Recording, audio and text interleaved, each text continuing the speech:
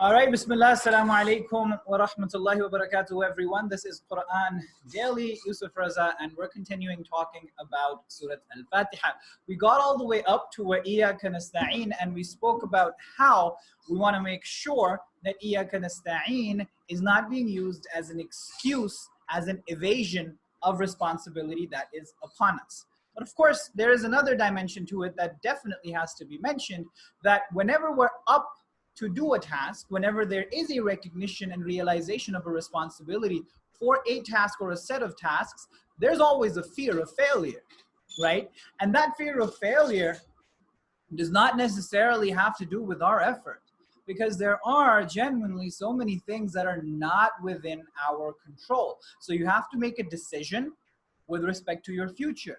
You have to make an effort with respect to that decision. So whether it is that you are getting married, or it has to do with you studying for an exam or working at a job, right?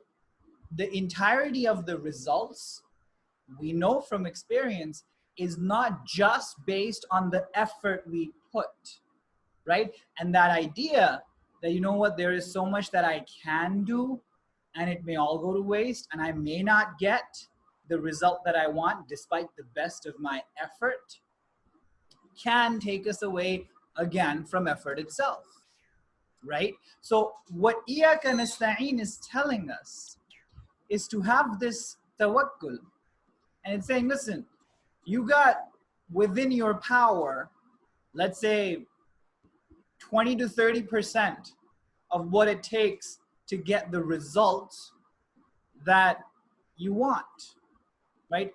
The rest, 60 to 70%, 70 to 80%, is outside of your scope. There ain't nothing you can do about it, right? So you do the 20 to 30%, or as much of it as you can. Let's face it, we're not going to be able to do even the 20 to 30 all the time, but let's not make it 0%. Let's try to make it at least 15 to 20. And so what Iyyaka nasta'in does for us, what dua does for us, what turning to Allah does for us, it says, Ya Allah, you know what? There's like 10-15% of my effort still wanting, still not all that much. So is there something you can, and there is something you can do. So I want for you to cover those loose ends, cover those gaps for me. And then, most importantly, there is this entire area of uncertainty. There is this entire area of uncertainty that I can really not do anything about. This 70-80% of it. Maybe less, maybe more, you get the idea. I want you to take care of that. I want you to take care of that. I want for my heart to be content that you've got it covered so that I can get my end covered. So it's like football or soccer, whatever you want to call it. You're playing defense and you put it your all, but you know that that's not all it takes to win a game. You have to bank on your other team players to win the game for you. You want to make sure that your forward runners, the goalie and the people who are going to score the goals, I don't even know what they're called, they're going to have to play their part. They're going to have to play their part, but worrying about their part should not lead for you to give up on yours, trusting that they'll get their job done. They'll get their job done. With that, recognizing that you're on Allah's team.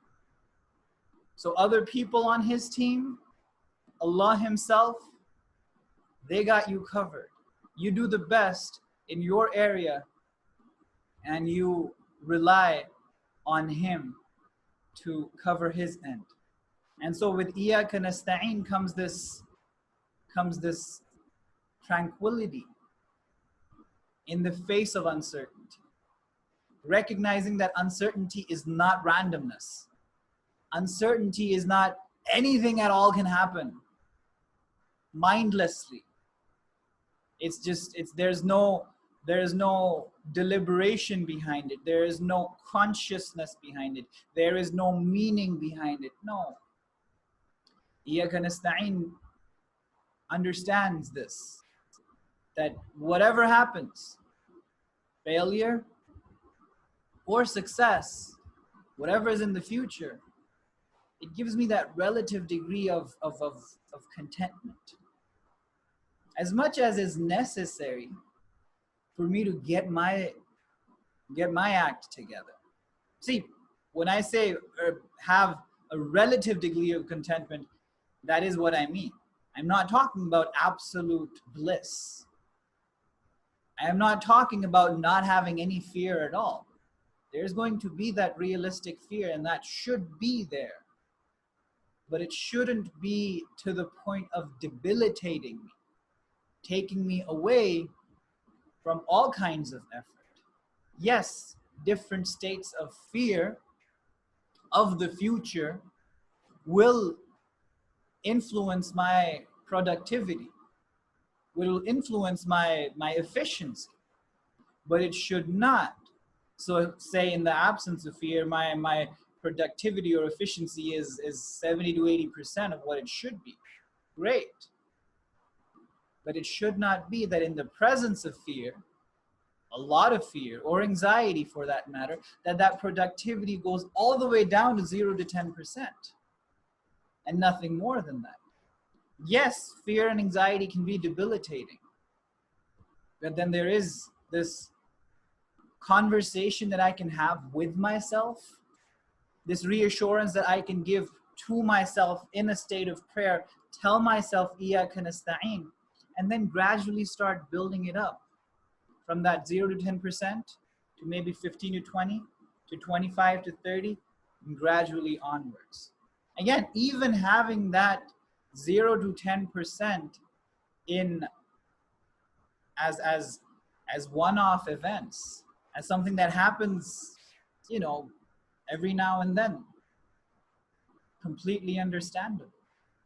Completely understandable. But if that becomes a persistent picture and we are not trying whatever can necessarily be tried to fix that, of course, there will be a 0 to 10% that would require professional help. That's not what it should be. Where a simple reminder of what Iyyaka nasta'in may not be working. Again, completely understandable.